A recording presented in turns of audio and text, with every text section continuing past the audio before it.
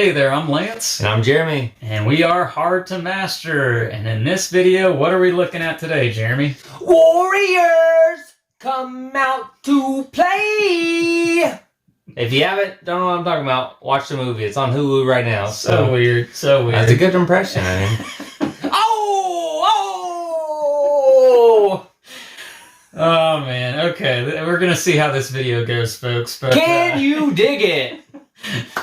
So yeah, we're looking at Warriors Come Out to Play, which is a brand new game from Funko Games and Prospero Hall Design Team.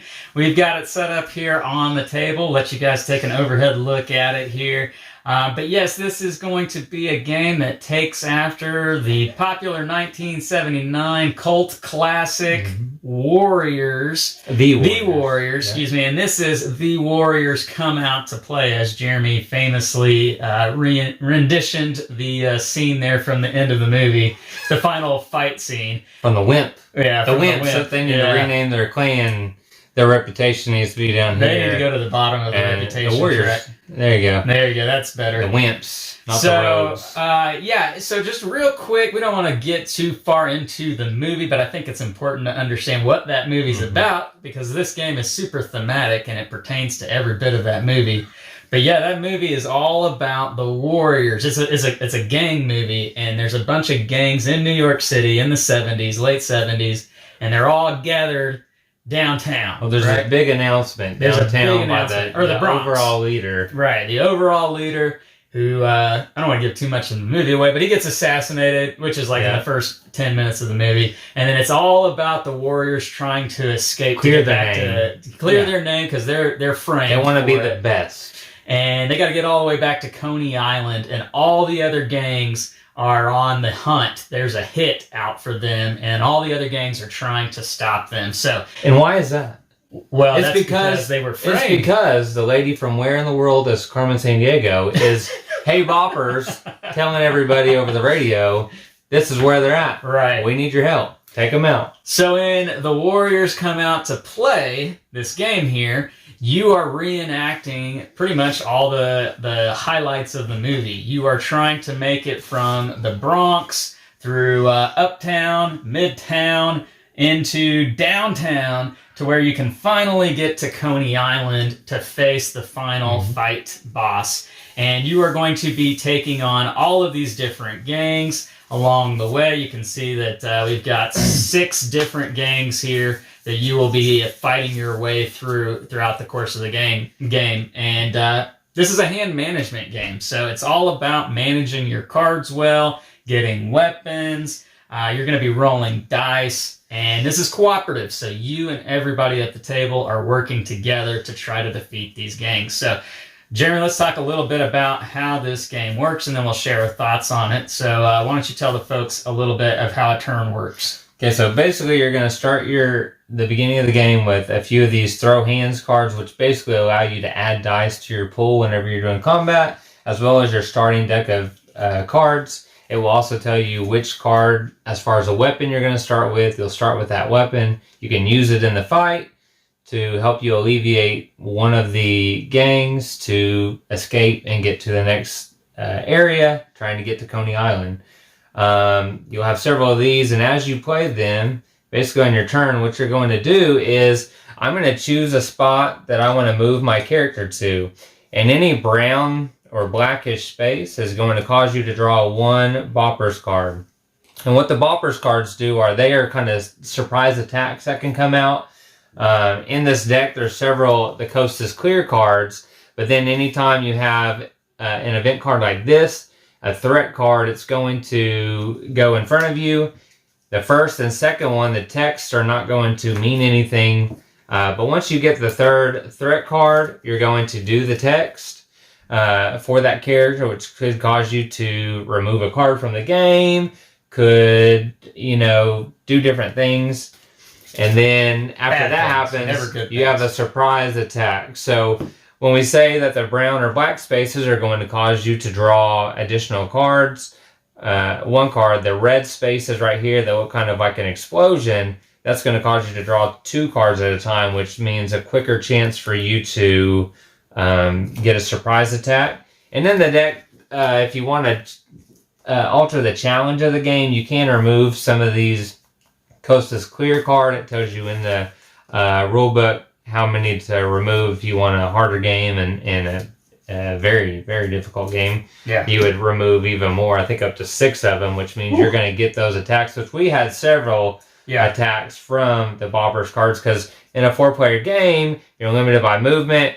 You may, once you come to this spot though, it says fight. So these spots can only be initiated once per game, and then this token will remove, and that space can never be landed on again. And it's important to note you can't move past this. You have to stop when you get to that point. Once you get there, you have to stop. And when you move, you can move any number of spaces until you get to here. You can even, if this was removed from a previous fight, and let's say people are here, the next person could essentially move all the way up to here if they wanted to.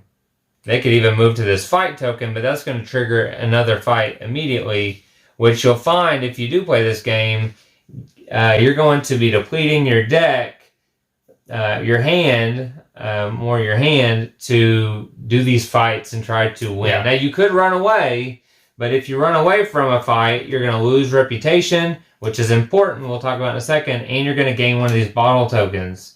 And every bottle token on the board is going to hurt you furthermore, because next time I run, I'm going to put the bottle. Well, now I have 2 that You have to drop down 2 reputation. Yeah, versus 1.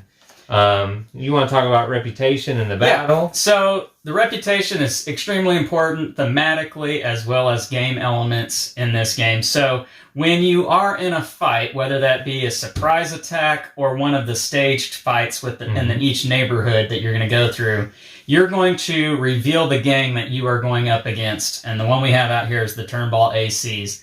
And if they are higher than you on this reputation track, here's the Warriors, we got them at number 1, so nobody's ahead of them. Here's the Turnball ACs. But you start originally at space 4. Right, you started originally at space 4. So if we were to go up against the Turnbull ACs right now, we're lower on the reputation track, and because of that, we're going to have to clear out 1 extra space down here on the location board. These are 2 separate boards here. You're going to have 1 for the gang and 1 for the location, which the player who initiates the fight, the instigator, they're going to take this instigator token here, and they get to peek at this and decide whether or not, in combination of this with the gang, if they want to take on that gang or not, or if they want to run away and gain one of those bottle tokens. But back to this, if you're lower on the reputation track, you're going to have to fill in 1 extra spot down here, and it's 1 for every player that's in that fight. The reason I say it that way and not one for every player at the table is because only people that are in the same neighborhood, you can see there are district lines here, you have to be in the neighborhood to participate in that fight. So if this player right here is the one who initiates the fight, he's on it all by himself, because the other 3 players are stuck back here in the Bronx. So that's kind of how that works. And what you're trying to do with these numbers and icons here, you are trying to cover up however many you need. You have to cover up everything that you see on the gang card here. So I'm going to need brass knuckles or a chain, and you can see we've got some weapon cards down here. And those are kind of like freebies that you get to do every time there's a fight. I can turn over my brass knuckles. It's a one-time use in that fight, but I never lose that card. I have it the entire game. And I can cover up some brass knuckles. So I could cover this one up right here. Alternatively, I could also cover up this one down here on this card as well. You do have some cards that are going to let you use your weapons to be able to roll dice or count as any weapon. So that's nice as well, but you do have to discard the card when you use it, and you won't get that card or pretty much any card until you're going to take this action right here to pick up your discard pile again. If you're going to try to cover up one of the numbers, you're going to need to play cards that will allow you to gain dice, such as this one we just covered. Anything in the corner here is going to give you dice. Right. This one, per se, just gives you additional. If you use your brass knuckles, you're going to get 2 instead dice. of the 1. So if those, say you have people like in our fight that they don't have many cards in their hand, and you know that they need to use their weapon card to take that out. Well, if you have more cards, you're probably going to want to use yours for the dice, and that's going to hopefully get you to help get one of these numbers. Yeah, that way the fight can be taken out a little bit easier. And right there, just with what Jeremy said, you can already start to see where the strategy in this game comes in. It's not as simple as just trying to match up symbols or hoping you roll good numbers. It's all about working together as a team and trying to figure out who has the best cards to take out these different things. So, how you take out these numbers, you're going to roll however many dice you've earned, and you're hoping to get a number equal to or higher than one of the numbers that you need. So in this case right now, I would need at least a 3, preferably a 4, so I could cover up higher numbers. If I get what I need, so I've gotten a 5 and 6, that's the best roll I've ever rolled, yeah. Never rolls that. Then I can only cover up one number, which in this case I would want to cover up the 4. I can't cover up 2 numbers on the same roll. Mm-hmm. I'm only covering up one number. So you want to manage your cards effectively here and not use everything that you have, because you're going to need to cover up other things as the fight progresses. Say, for instance, I didn't get what I needed, though, and I rolled a bunch of stinky numbers. Then I can't cover up anything, and I'm knocked out. And I cannot participate in the rest of that fight, and it's up to the rest of the players that are in that fight to cover up everything that we need in order to win. And it's important to note, he said you can't cover up 2 numbers on the same turn. You also can't do a weapon and a number. Right. You can only cover up 1 space on your turn. Yeah. The Van Cortlandt Park always is the beginning of the game, because that's where you start. Yep. Up here in the Bronx. Once this is completed, you'll remove it from the game. Every other location, though, as you complete it, will go face up at the bottom of the deck until you get to Coney Island, which is where you're going to see this plethora of X's you're going to have to put. And that's where the hard challenge really, I think, came into play, was once you get here, there's no way to get your cards back. So the first person that gets there, hopefully they are stacked up ready to go ahead and take on the fight. But everybody else, you want to do what you can. Now, these are going to come out still. And as we saw yesterday, I mean, we're still fighting and trying to get people to get a couple cards at the end to do it. But, I mean, we won. And if it weren't for my dice rolling skills, I mean, there's a lot of we were down to the last. I mean, if I didn't roll that 4, it was the last. It was one. And I had the 6 there to finish it. Yeah. And if it wasn't for that, we'd have lost it right there, just because of. And that's where the challenge is all these surprise attacks that come up. Because you know where these standard 1, 2, 3, 4, 5 that you're going to have 6, but these come out. So we probably had 10 fights maybe. And there's probably about 12, 15 or so different locations. And I feel like we almost went through every single one of them. We went through at least half of them. Yeah. And so, this game tends to, it seems to be that it starts off a little slow, and it feels like, well, this is easy, we're going to rush through this, and then you quickly start to find out you need to be very careful in how you manage your cards, your resources, and not just blowing through those cards to get through the fights. You need to work together as a team, because by the time you get to the end of the line, people's decks are going to be wearing thin. And we had one guy in our group who had to enter in the final fight, and he had no cards in hand. And there was no way for him to be able to reclaim his cards, because he was already there. These throw hand cards are one-time use. You use it, and it's gone for the rest of the game. And so he didn't have a whole lot. Thankfully, Jeremy had picked up a card that allowed him to regain a card. Actually, I had a card that let him pick up a card, which got him so that he could play something on the board. He could do something on his turn. But, I mean, still, his turn was pretty limited. Yeah.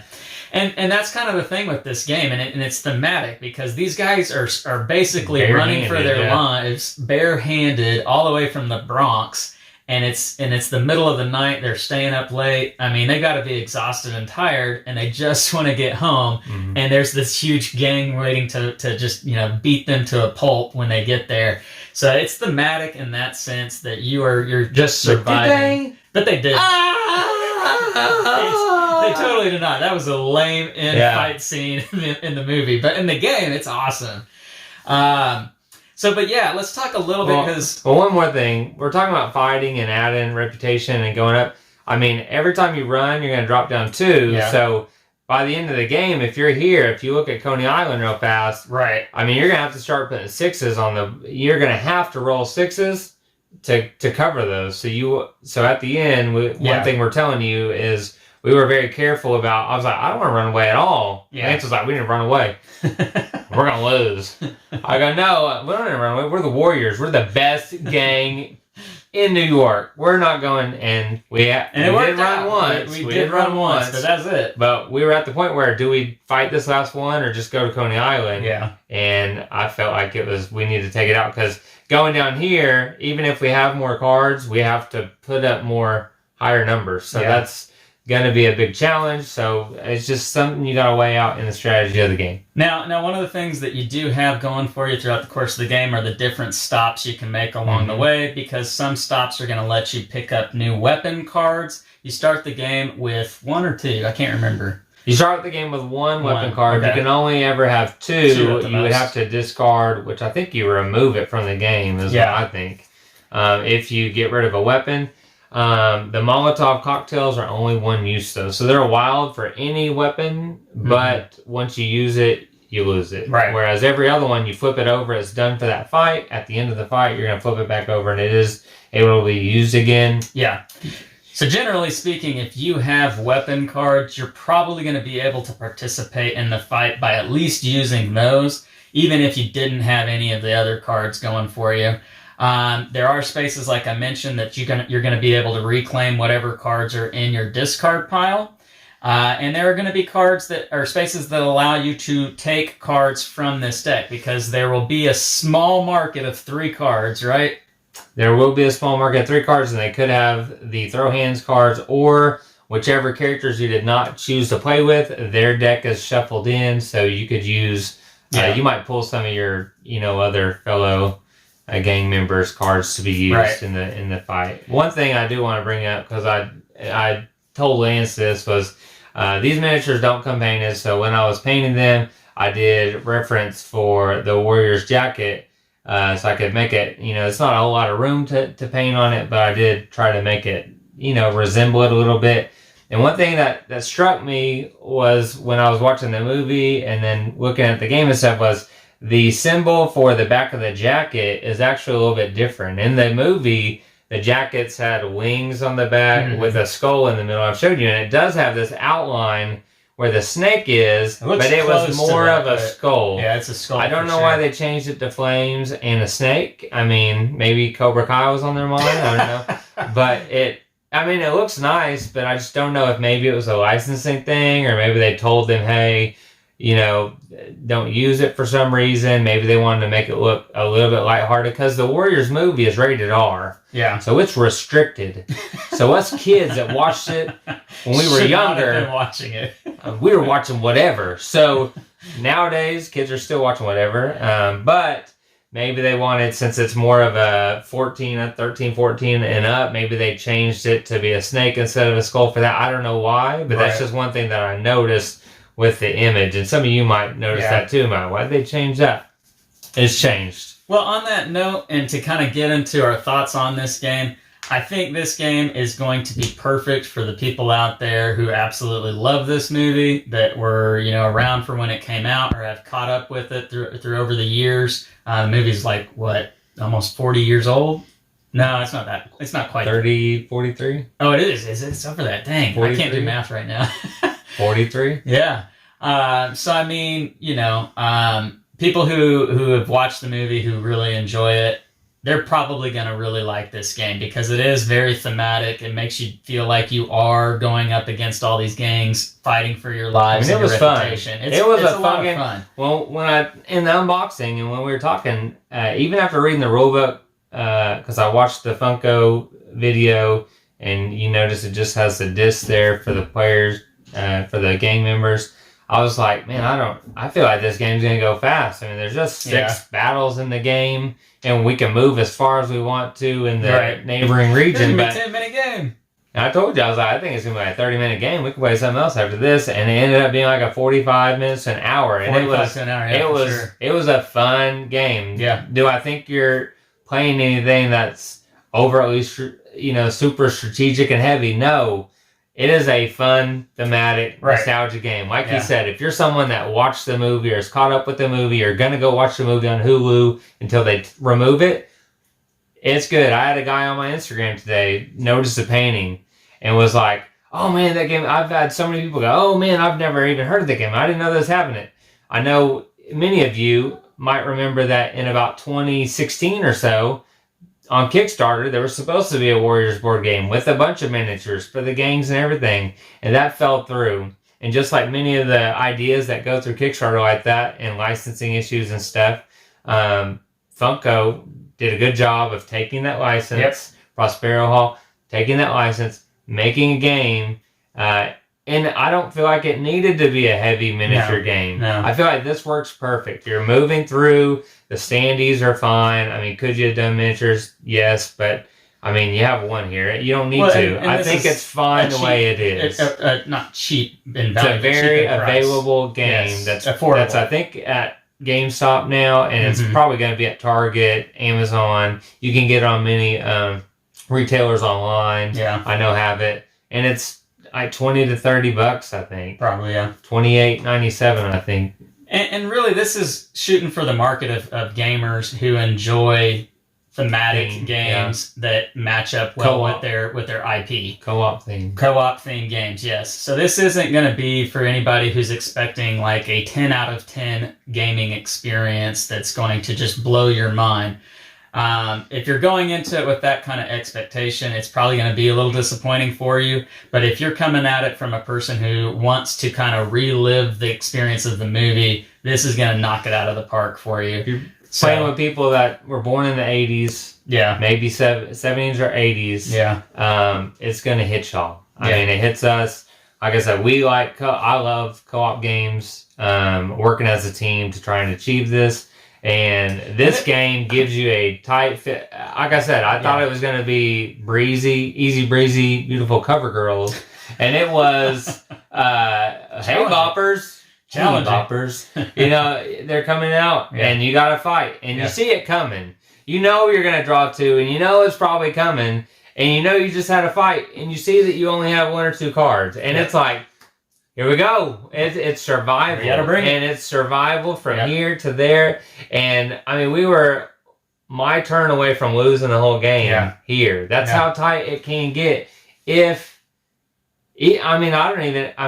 I don't even know what it would be like if I take more cards out. I don't know if it's challenging. I don't know with two people if it's easier, but with four people, and moving slow. I mean, it felt like because in the movie they're moving and they can't just hop on the train and hightail it back. No. I mean, things come up. The police stop you. I mean, you got girls. The girls in the way, the Lizzies, and they're trying to seduce you, and then you get guns and knives. Can't trust the Lizzies. But guys, it's a great experience. I do think one thing about it that I'll say as far as a con goes, it is probably going to be a similar experience every time you kind of play it because you know what the gangs are. You see the board out in front of you. So is it something that you'll want to just kind of keep playing time and time again? I don't know about that, but as it is, playing it here or there, especially if you're watching the movie when you've played it, that kind of thing. It's a fantastic game to get out once in a blue moon and get it to the table and play and have a good time. I feel like if you played it over and over every week, then you would get tired of it. If you like nostalgic games and pop culture, and those are the things that gravitate to you, and you like to have that available for maybe when family comes in town or friends from out of town, or you go to, things like that. Yeah, I think you're going to like it. I think it's, like I said, the tightness and the, even in a co-op game, the tightness of, I'm running out of cards. This feels like I'm running away from these games. And you don't want to run away because it's going to get much harder for yourself. You're going to make that end fight really difficult. But, I mean, there's only so many gangs, but I don't want them to make up new things. No. I don't want there to be an extension. And even with 4 players, you're going to have a few extra characters. Yeah, like I said, you're going to see the cards when you pull them. But I mean, starting out with that character, you'll go through these, and they'll shuffle a little bit different. Overall, is there a whole bunch of replayability? There's not a huge amount. Like I said, you can change the difficulty here and make it tougher and keep going until you beat extreme mode, I guess. But this is one that, being that I love the movie, I just love nostalgia, as you know. I've painted it. It's ready to go. That's a small box too. I mean, yeah, it we'll doesn't get the take box much cover space on back your up. shelf. I mean, I could put this on a separate shelf. It doesn't have to go on my game shelf from Yeah. how big it is. I mean, you can see how thick and everything. It's an easy game to put out and not have to worry about, oh, I'm living on space. Yeah. So this is one that I'm going to keep for that. I know I say that a lot and I sell games, but just the fact that, like I said, like I told you in the unboxing, I remember watching this the first time on VHS, like many of you did, before streaming. Before DVDs. Well, it was on. I had DVDs, but on VHS. Immediately rewinding it after that epic fail of a ending, and rewatching the whole thing again. I was that impressed with this R restricted rated movie. At the time, it's silly, but the Furies were my favorite. I mean, I played baseball, so the Furies, I was like, oh dang, this is the minor league baseball association here. Yeah. If one would have just broke it on his knee. One might even say that the board game is better than the movie. Just saying. I don't know. The chicken and the egg. The chicken and the egg. Yeah, well, which came first? I'm of the opinion, I think I would rather play the board game than watch the movie, but that's just me. I watched it after the unboxing. I watched it again while painting. I don't know how many times I've seen this movie. That makes sense. But guys, let us know what you think about this game. Let us know what you think about this video. Give us a thumbs up if you like it. Consider hitting that subscribe button so that you can watch all of our other content and be notified when we put out new videos. Yeah, because we don't always just do hard games. I mean, this was hard in a sense, but we love nostalgia too. So this might be Nostalgia Masters today. And on that note, because this is Love to Hate, Hard to Master is a sub-channel of Love to Hate, I would say that this game could be a love to hate kind of game, which if you're not familiar with what I mean with that term, it's just simply a game that you can play with a casual or non-gamer because it's not a difficult game to understand. The strategy's not so deep that it's going to feel overwhelming to somebody who doesn't play a whole lot of board games. And it's a fun teamwork co-op experience. So I think this can definitely be a love to hate kind of game. It's just, like we've been saying, this is super nostalgic, and that's the kind of games we also like to cover on Hard to Master. So that's why we did it over here. But yeah, I think it's a thumbs up all around. What do you think? Oh, yeah. Fantastic. Two thumbs up. And we do want to thank Funko Games for sending this game to us. Absolutely. So that, because I told them I'm just so excited for it. They aired it to me, and I'm ready to just share this video with them too. And like I said, the painting, everything, it's been a blast getting to do it. So again, let us know what you think about this game. Leave it in the comments down below.